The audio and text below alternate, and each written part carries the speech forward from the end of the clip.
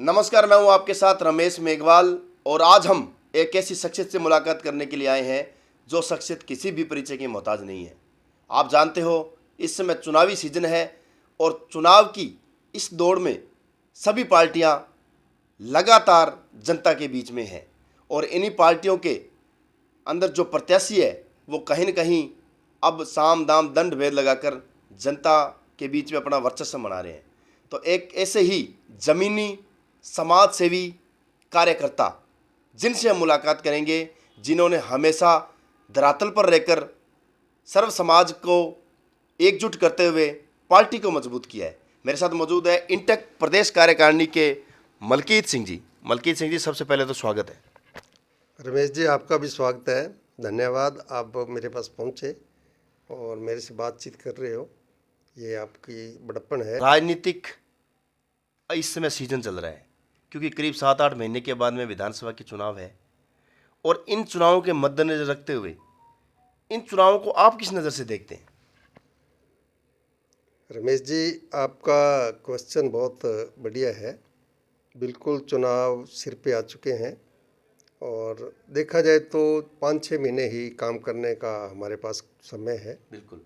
और अनूपगढ़ विधानसभा में हम पिछले 20 सालों से कांग्रेस को नहीं जिता पाए। इसका कारण क्या रहा, ये मैं आपको चंद शब्दों में बताना चाहूँगा बिल्कुल। कि हमारे यहाँ जो जातीय समीकरण है, हाँ जी। वो जातीय समीकरण के आधार पे हमें टिकटें यहाँ नहीं बांट पा रहे कि पूरे हिंदुस्तान में जातीय समीकरण देखकर टिकटें बांटी जा रही हैं।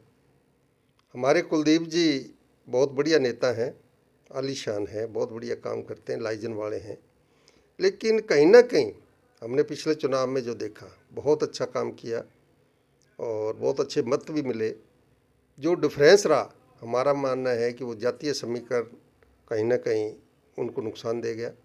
अगर उस समाज के, कुलदीप जी के समाज के यहाँ 20,000 भी वोट होते या 15,000 भी वोट होते तो ये श्योर था कि उनको विजय मिलती।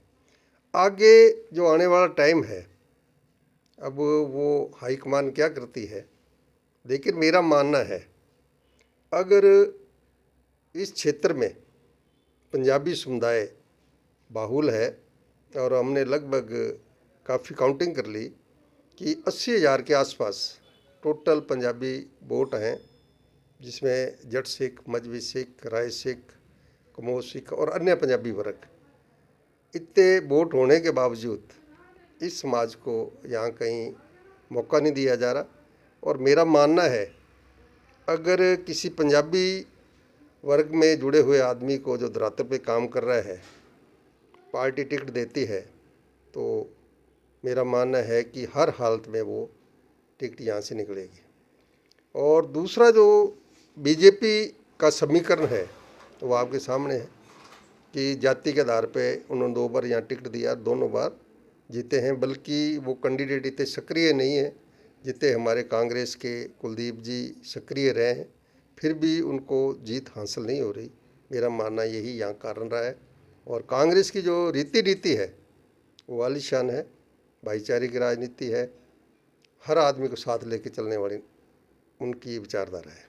बिल्कुल। मलकीत सिंह जी, आपने कहा कि कहीं ना कहीं जातिगत फैक्टर काम बीच में आता है और इसके साथ ही अगर बात करें, आपने कहा पंजाबी जो चेहरा है, सिख कम्युनिटी का जो चेहरा है, उसको मौका मिलना चाहिए। अगर मान लो कहीं ना कहीं अगर हम जैसे ग्राउंड में जाते हैं तो चर्चा का जो विषय है वो आप पर भी आकर थमता है, क्योंकि लंबे समय से आप प्रयास भी कर रहे हैं, पार्टी की रीति नीति और व्यवस्था को लेकर आप कार्य कर रहे हैं। यदि मान लो आपको यहाँ से मौका मिलता है एक सिख कम्युनिटी के हिसाब से, तो आप इस विधानसभा में मुख्य रूप से किस प्रकार से मजबूत कर पाओगे पार्टी, क्योंकि लगातार पिछले सालों से बीजेपी यहाँ पर कांग्रेस पार्टी जो है वो कमज़ोर है? रमेश जी, मैं ये तो नहीं कहता कि मुझे ही टिकट दी जाए और ये संभव भी नहीं है। अगर किसी अन्य पंजाबी चेहरे को, मेरा कहने का तात्पर्य मेरे लिए नहीं है, अच्छा योग्य आदमी, पढ़ा लिखा आदमी, इस धरातल पे काम करने वाला और इस क्षेत्र को की सभी समस्याओं के बारे में ज्ञान रखने वाले आदमी को अगर पार्टी टिकट देती है तो ये आपका बिल्कुल सही बात है कि आप जहाँ भी जाते हो सकता है मेरा नाम लेते हो, पर मैं ये नहीं कह रहा कि मैं बहुत ज़्यादा काम करता हूँ। मेरे से भी अच्छे लोग हैं यहाँ पंजाबी वर्ग के, उनको टिकट दिया जाए, कोई दिक्कत नहीं, हम साथ हैं सारे, तो वो जीत की तरफ जा सकता है और कांग्रेस की जीत संभव है। इस बार जो हमारे माननीय मुख्यमंत्री ने बजट घोषणा में अच्छे अच्छे काम किए हैं, जैसे 100 यूनिट बिजली फ्री, 2000 यूनिट फ्री की खेती के लिए, 500 में सिलेंडर और चिरंजीवी योजना, बहुत सारी उन्होंने अच्छी अच्छी योजनाएं धरातल पे लाए हैं। उनका प्रचार प्रसार किया जाए और जब टिकट वो वितरित करते हैं तो इन बातों का कि जातीय समीकरण, योग्य आदमी, पार्टी के प्रति वफादार, इन बातों का ध्यान रख के अगर वो टिकट देते हैं तो मेरा मानना है कि 100% यहाँ से टिकट कांग्रेस की निकल सकती है। बिल्कुल मलकीत सिंह जी, आपने सही बात की है, लेकिन फिर भी कहीं ना कहीं मैं सवाल बिल्कुल फिर से आप पर ही आऊँगा, क्योंकि देखो एक फील्ड होता है, आप लगातार फील्ड में हैं, इसीलिए कहीं ना कहीं आपका नाम आ रहा है। इसके अलावा यदि कोई चेहरा फील्ड में आएगा तो उनका नाम भी सुर्खियों में आएगा, तो उनकी भी बात होगी। लेकिन फिर भी एक बड़ी बात करें मलकीत सिंह जी, तो एक प्रशासनिक सेवा में रहते हुए इस इलाके के धरातल का आपको नॉलेज है और इस नॉलेज को जनता लेना चाहती है, लेकिन पार्टी कितना भरोसा करती है इस नॉलेज को जनता पर लागू करवाने के लिए, ये एक बड़ी बात है। हाँ रमेश जी, ये बात बिल्कुल सही है कि पार्टी अपनी नीति रीतियाँ तय करती है और पार्टी अपना कैंडिडेट देती है, लेकिन जनता जिस कैंडिडेट को स्वीकार करती है वही जीतता है। कई बार पार्टियां बहुत बढ़िया है, अच्छा काम करती हैं, लेकिन कैंडिडेट अगर वो सही नहीं दे पाती तो वो पार्टी हार जाती है, वो सीटें भी हारती है। तो आपकी बात चलो मैं मान लेता हूँ कि आप फील्ड में फिरते हो, कहीं ना कहीं मेरी बात चली तभी आप कह रहे हो, तो धन्यवाद आपका भी, और जो हमारे समर्थक हैं उनका भी धन्यवाद करता हूँ कि वो हमसे कुछ उम्मीद करते हैं, तो मैं उनकी उम्मीद पर खरा उतरूँगा अगर पार्टी हमें टिकट देती है और आप लोग जनता में इस योग्य बनाते हैं कि हम भी विधानसभा में जाके बैठें और अपने इस क्षेत्र में सभी प्रकार के कार्य जो जितनी भी कमी है उनको दूर करने में सक्षम हो। इस बात के लिए आपका और वो जनता से जिससे आप बात करते हो धन्यवाद। आगे भी आप ये बात करते रहें और मैं इच्छुक तो हूँ, ऐसी कोई बात नहीं। मैं पिछले 5 साल से कुलदीप जी के साथ खूब घूमा, उससे पहले भी प्रयास किया और अब भी प्रयासरत हूँ और इच्छा है सेवा करने की।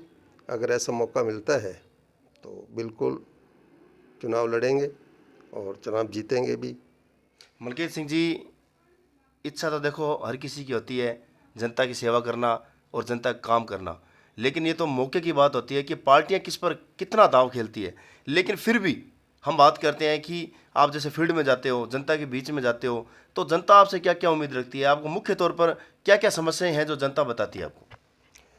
हाँ रमेश जी, इस क्षेत्र में जो मैं एक क्षेत्र की नहीं बात कर रहा, पूरे गंगानगर जिले में किसानों की जो समस्या हैं उस पर अगर सरकार फोकस करती है, हमारी पार्टी फोकस करती है, तो गंगानगर जिले में पूरे में ये कांग्रेस को अच्छी सीटें मिल सकती है।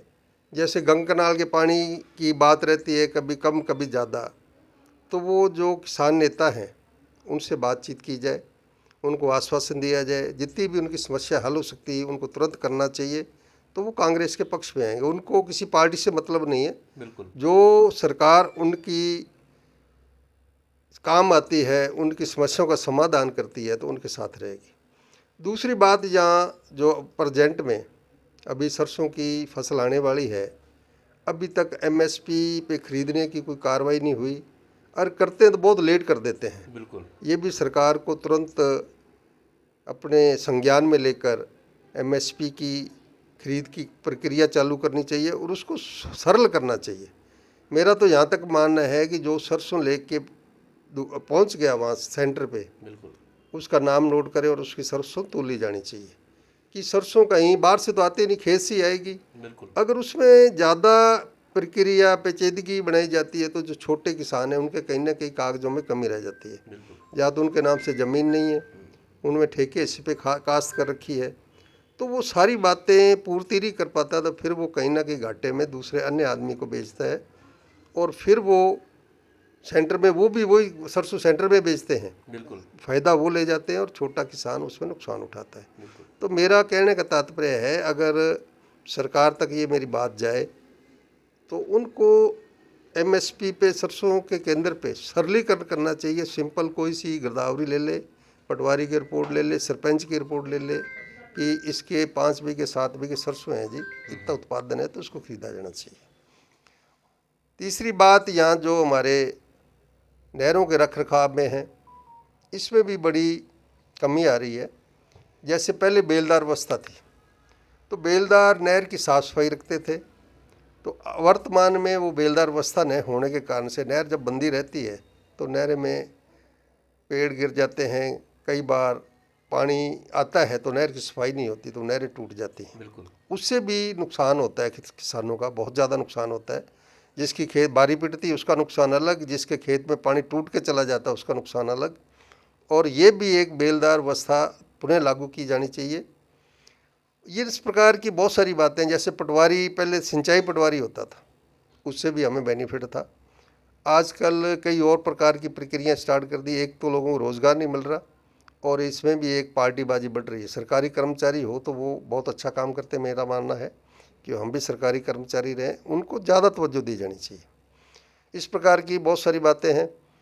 फिर तीसरी बात है कि यहाँ कई ऐसे जो लिंक रोड हैं वो बहुत टूटे पड़े हैं, जैसे रावड़ा से रोजड़ी तक का है और वो रोड अभी तक नहीं बन पाया, खड्डे हैं। और वो एक महत्वपूर्ण रोड है जो रावड़ा को पूरे बीकानेर क्षेत्र से जोड़ता है। बिल्कुल ऐसी बातों पे ध्यान देना जरूरी है। और बहुत सारी बातें हैं सामने निकल के आ रही हैं धीरे धीरे। स्कूलों में है, स्कूलों में जैसे कर्मचारियों की कमी है, 4th क्लास देने चाहिए, माली देने चाहिए, ताकि स्कूलों का विकास हो और अच्छा वातावरण क्रिएट हो। तो शिक्षा के बगैर भी बात नहीं बैठती, बल्कि हमारी सरकार ने बहुत सारी सुविधाएं की, स्कूल कर्मोन्नत किए हैं, महात्मा गांधी इंग्लिश स्कूल भी बनाए, बहुत अच्छी बात है।